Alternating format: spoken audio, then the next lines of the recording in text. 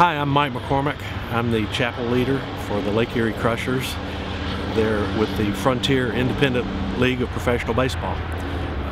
Baseball Chapel is over 35 years old, and they are the organization that provides chapel leaders for all the professional baseball teams. I got involved with Baseball Chapel while I was taking one of the leadership classes at Providence Church under Tom Petersburg, and I met the general manager of the Crushers before the season actually started 4 years ago. I met one of the players who was a Christian and mentioned to Tom Petersburg, and he said that they were looking to find a chapel leader for this new team. So I applied, I went through the process, they interviewed me, and here I am in my 4th season serving as the chapel leader. Good. What, let me ask you, I'll just ask you a couple questions off the top of my head. So what motivated you to, what caused your interest, or what, was there anything that motivated your interest in this particular position? I was meeting with the general manager, and he invited me to a press conference, and I just was into baseball and just went to the press conference to see about this new team, what it was all about. And I met one of the players, and as I talked to him, I found out he was a Christian, and I just asked him, you know, did he go to church locally? Was he involved in Bible studies? And he wasn't. So that kind of prompted my interest, thinking, well, maybe. Okay, can you tell me a little bit about what spurred your interest in participating in this? Yes, I met the general manager of the Crushers before the team was actually started, and he invited me to a press conference. So I'm into baseball, I love baseball, so I went to this press conference, met a couple of the players and talked to them, and one of the guys was a Christian, and I went back to church that Sunday and mentioned it to Tom Petersburg that maybe somebody would want to get involved with them and do a Bible study, without knowing that there was a whole organization that did that. So I thought about it. I'd never done Bible studies. I'd never actually prepared and given a Bible study, and the thought kind of scared me, and I thought, well, that might be outside of my talents and gifts. But Susan Young at the church suggested that maybe that's the way the Lord was trying to stretch me. So I thought, I'll give it a shot. So I went through the process, interviewed with Baseball Chapel, and they accepted me. It was scary because I was trying to organize this and learn how to study and prepare a Bible study, but things just kind of came together.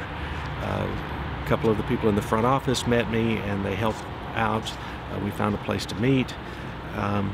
The players all came around it, and I'm just really enjoying ministering in an area that I never thought I would before. Can you tell me a little bit about the Bible study? What do you do? What are you studying?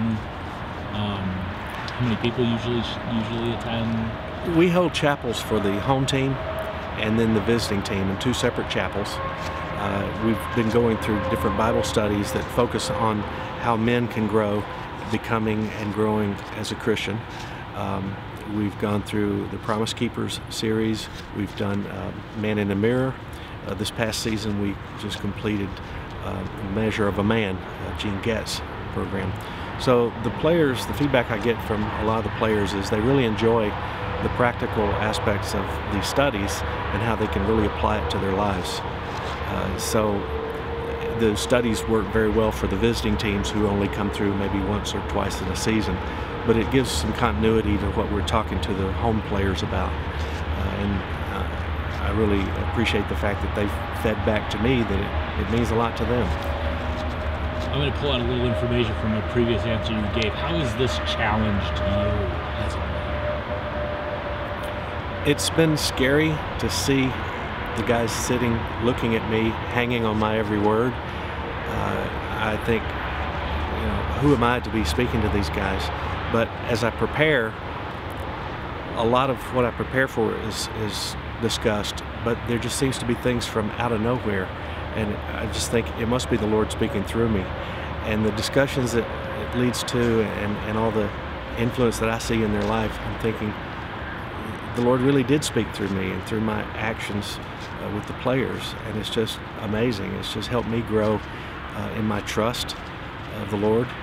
It's helped me see that God's not going to call me for something unless He prepares me for it. I might not be prepared in advance, but He's always going to help me through it. So it's really given me the strength to know that I can step out and say yes and do what God's calling me to do, and He's going to be there for me. What kind of challenges have you faced, and what kind of victories have you had during the course of this? I faced a few challenges with some of the players who didn't want to have anything to do with chapel. We'll have chapel in the locker room area, and they'll get up and leave. Some of these guys eventually come to chapel. I've heard from a couple of other players that they kind of hang around and listen where we can't see them. So I do know that the word is seeping through to some of these guys. So that's been a challenge. It's also been a challenge to meet with the umpires and the other player personnel.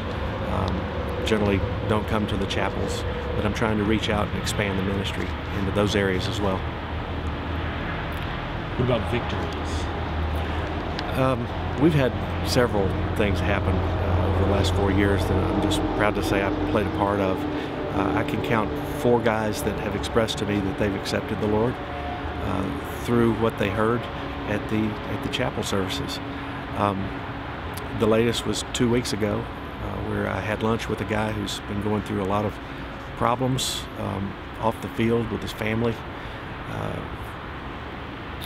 And just trying to figure out what he wants to do after baseball. So he called and asked me to have lunch with him. We shared a lot about his problems, and I could identify with some of what he was saying, and he was looking to me to mentor him.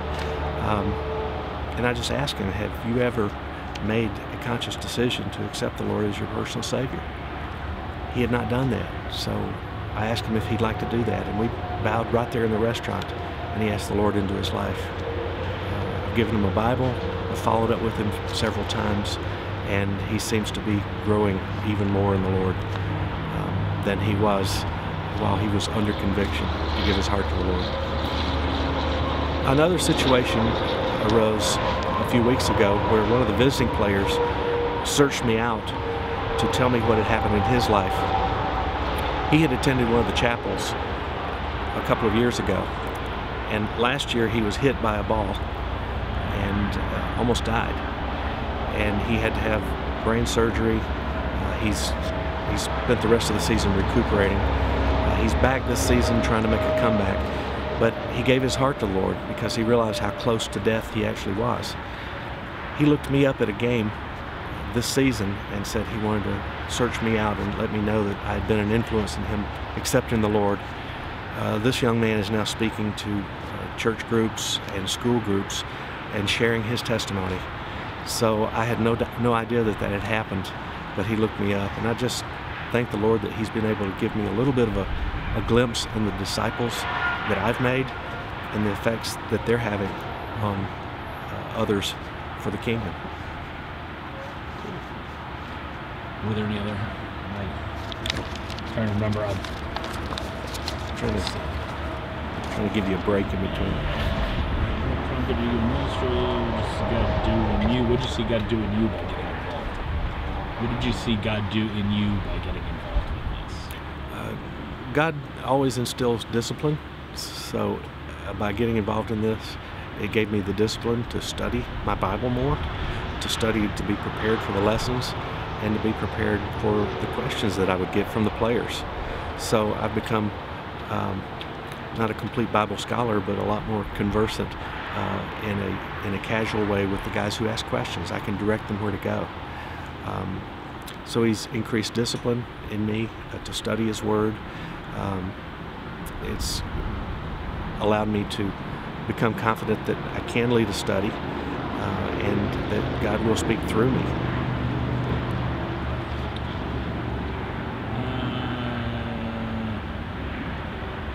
Let's see. Do you get anything out of it for yourself? Following up with, are you all right with it? I don't get it. Do you get anything out of it yourself? You said your answer was, I met some great guys and made some lasting relationships. I've met a lot of great guys and made some lasting relationships. I keep up with them on Facebook. Some have kids now. Several are married. One who came to know the Lord brought his wife to the Lord. She's now attending Liberty University, and she's going to go on to serve the Lord. So I keep up with them. It feels really good to have made these new friends that I wouldn't have met otherwise had I not been in this ministry. And I'm just going to keep on doing it and try to meet new players and just have an influence in their life.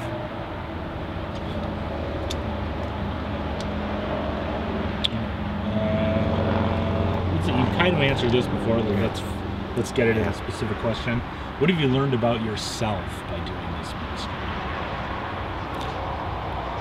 I've learned a lot about myself through this ministry, in that I can do more than I thought I could for the Lord. All it takes is saying yes and be willing to go out and do what He's asking me to do. And I've learned that if He asks me to do something, He's going to equip me to do it. So I don't want to turn down the Lord if He asks me to do something else. I don't know what it'll be next. I'm enjoying this, but I've just learned that He's going to provide if He calls me. I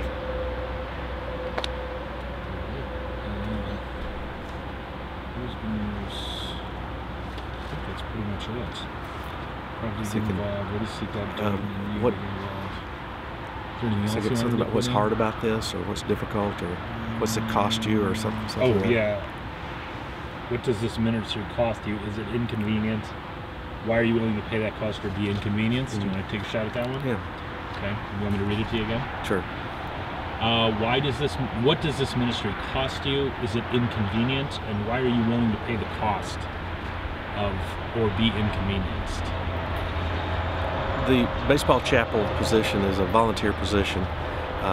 It cost me time away from my family on a Sunday afternoon. It cost me time to study and be prepared, but I want to be prepared, even though I feel the Lord speaking through me. I do spend a lot of time preparing. So it cost me the time preparing, studying, being away from the family, but it's truly worth it when I see the end results of what it means to these guys to have a place to have a service on Sunday where they normally wouldn't get to go to church. You want to put your hat on and say something?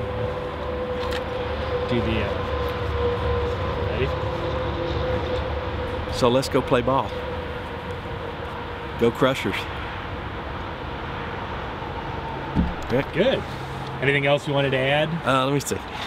I think I said the same thing, sir. One sec. All right. Can you give me an overview of Baseball Chapel? Well, Baseball Chapel has been around for 4 decades now as the professional organization that brings chapel leaders to baseball. There's over 3,000 players that are currently involved in Baseball Chapel. Over 600 people serving in Baseball Chapel in some capacity. All the major league teams, the professional teams, AAA, Single A, AA, as well as the independent leagues. The Lake Erie Crushers are part of the Independent Frontier League. These are kids that are under 27 years old that are playing at the top of their game. They're trying to circumvent the affiliated program and get to the big leagues as soon as they can before they get too old or get injured. So we see some good baseball here in Avon with the Crushers. So I really enjoy it. I've been a season ticket holder for all 4 seasons now. Despite being the chapel leader, I still go ahead and buy season tickets to contribute to the team.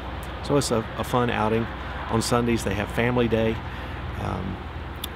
The local religious radio stations are here, and they have contests and things like that. So it's a great family type atmosphere that I really enjoy being part of. That's good information. That's good. That's why I'll start it with that. Okay. All right. Hi, I'm Mike McCormack. I'm the chapel leader for the Lake Erie Crushers in Avon, Ohio.